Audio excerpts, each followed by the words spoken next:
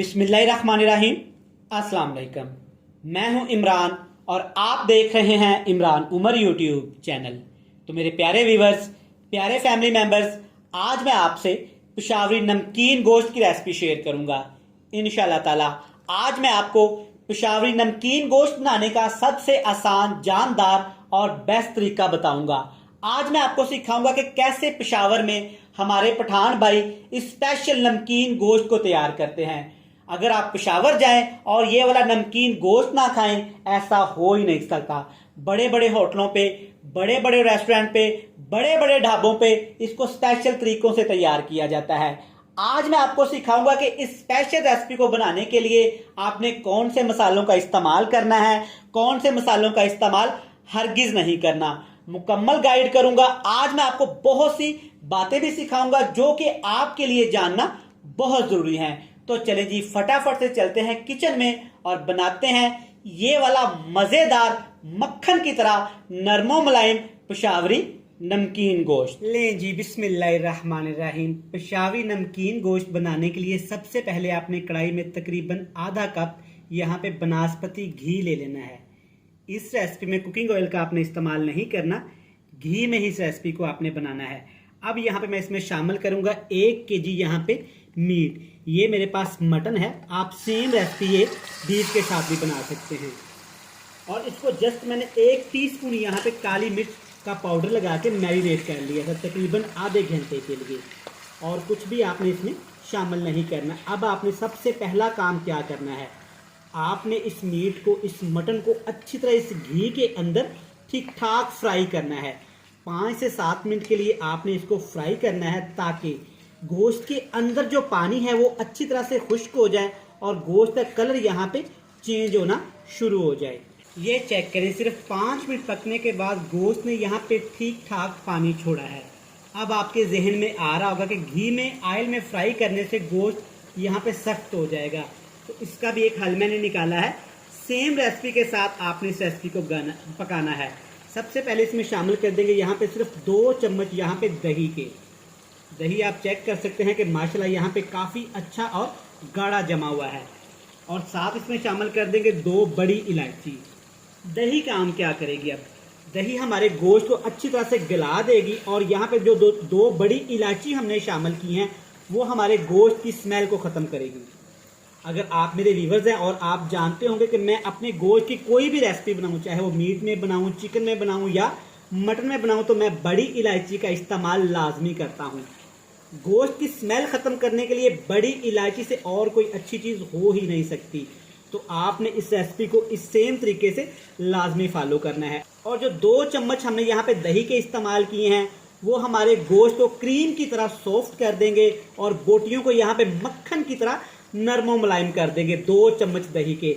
अब आपने मजीद गोश्त को इस घी के अंदर फ्राई करते जाना है। इतना फ्राई करेंगे कि यहाँ पे गोश्त का पानी अच्छी तरह से ड्राई हो जाए। यहाँ पे मैंने गोश्त को 6 से 7 मिनट तेज आग पे ठीक ठाक फ्राई कर लिया है। चेक करें, यहाँ पे गोश्त के अंदर जो पानी था वो अच्छी तरह से ड्राई हो गया है और गोश्त ने ऑयल को छोड़ दिया है। चेक करें। अच्छा, यहाँ पे मैं एक बात आपको बताना भूल गया था कि जब भी आपने ये पेशावरी नमकीन गोश्त बनाना है तो आपने चर्बी का इसमें इस्तेमाल लाजमी करना है, जैसे कि मैंने ये किया है। तकरीबन यहाँ पे आधा पाव चर्बी इसमें आपने लाजमी इस्तेमाल करनी है। अब यहाँ पे हम लहसुन का पेस्ट शामिल करेंगे जिसको आपने अच्छी तरह से पीस लेना है। और अदरक को आपने ऐसे बारीक काट के शामिल करना है। अदरक का पेस्ट नहीं बनाएंगे, कह लें कि पेशावर की ये स्पेशलिटी है। बिल्कुल इसी तरीके से पेशावर में इसको बनाया जाता है। अच्छी तरह से इसको एक दफ़ा मिक्स कर देते हैं ताकि अदरक और लहसुन अच्छी तरह बोटियों के ऊपर यहाँ पे लग जाए। अब यहाँ पे आग का फ्लेम आपने बिल्कुल लो टू मीडियम सा कर देना है, बल्कि लो सा ही कर देना है।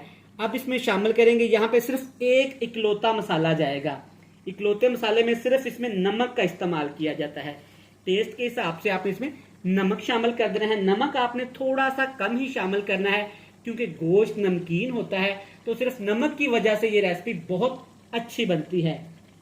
अब पेशावर में कुछ रेस्टोरेंट पे टमाटर का इस्तेमाल किया जाता है और कुछ रेस्टोरेंट पे शेफ टमाटर का इस्तेमाल नहीं करते। जब भी आप पेशावर जाएंगे तो आपको ये 2 सेम रेसिपीज मिलेंगी। कुछ में टमाटर का जायका होगा और कुछ टमाटर के बगैर बनाई जाएंगी। तो लेकिन यहाँ पे मैं इसमें टमाटर का इस्तेमाल करूंगा क्योंकि टमाटर मुझे बहुत ज़्यादा पसंद है और ये बिल्कुल ऑथेंटिक रेसिपी है।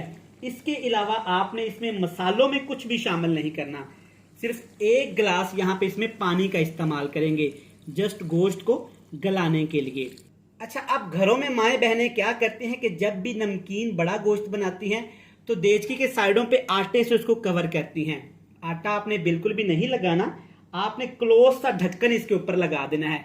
आटे का मेन मकसद क्या होता है कि स्टीम को रोकना, तो आटे को आपने बिल्कुल भी ज़ाया नहीं करना। आजकल तो नॉन स्टिक बर्तन आए हुए हैं, तरह तरह के बर्तन आए हुए हैं, तो आपने किसी क्लोज से ढक्कन से इसको ऐसे बिल्कुल ढांप देना है। अब यहाँ पे आपने जल्दबाजी बिल्कुल भी नहीं करनी, सारा काम, सारा प्रोसेस, सारा फ्लेवर यहां से निकलेगा। आग का फ्लेम बिल्कुल लो सा कर देना है और इसको आपने पकने देना है तकरीबन 1 घंटे के लिए। जी जनाब, बिल्कुल 1 घंटे के लिए आपने इसको पकने देना है। कुछ लोग इसको प्रेशर कुकर में बनाते हैं तो वो ज्यादा अच्छा नहीं बनता और ना ही गोश्त का फ्लेवर निकल के आता है। तो इसको आपने खुले से बर्तन में बनाना है, बिल्कुल लो से फ्लेम पे इसको पका लेते हैं तकरीबन 1 घंटा। चलें जी, माशाल्लाह यहाँ पे गोश्त को पकते हुए तकरीबन 50 मिनट हो चुके हैं। चेक करें, काफ़ी हद तक यहाँ पे पानी खुश्क हो गया है और टमाटर यहाँ पे हमारे बिल्कुल सॉफ्ट होके ग्रेवी में कन्वर्ट हो गए हैं।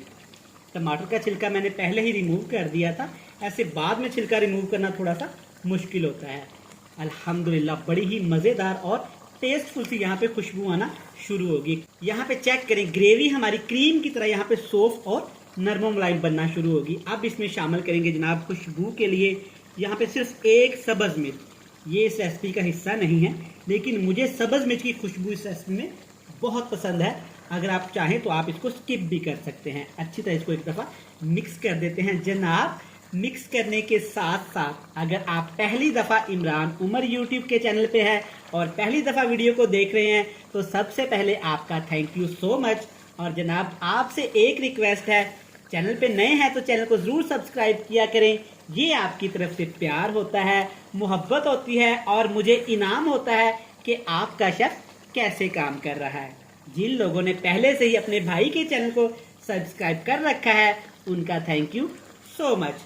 तो चले जी, अब यहाँ पे आग का फ्लेम आपने हाई कर देना है और अच्छी तरह से गोश्त को यहाँ पे भून लेना है। इतना भूनेंगे कि ऑयल ऊपर आना शुरू हो जाए और बड़ी ही मज़ेदार नरम मुलायम सी ग्रेवी बन जाए।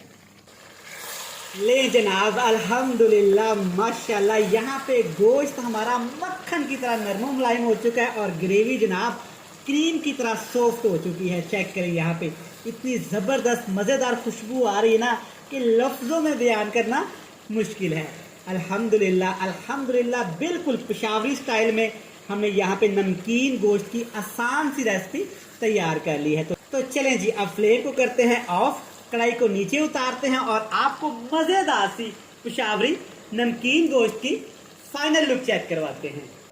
ले जनाब, अल्हम्दुलिल्लाह माशाल्लाह, चेक करें हमारा नमकीन गोश्त कितना ही मज़ेदार, कलरफुल और यमी तैयार हुआ है। यकीन करें गोश्त की बोटियां मक्खन की तरह नरम मुलायम और सॉफ्ट हैं।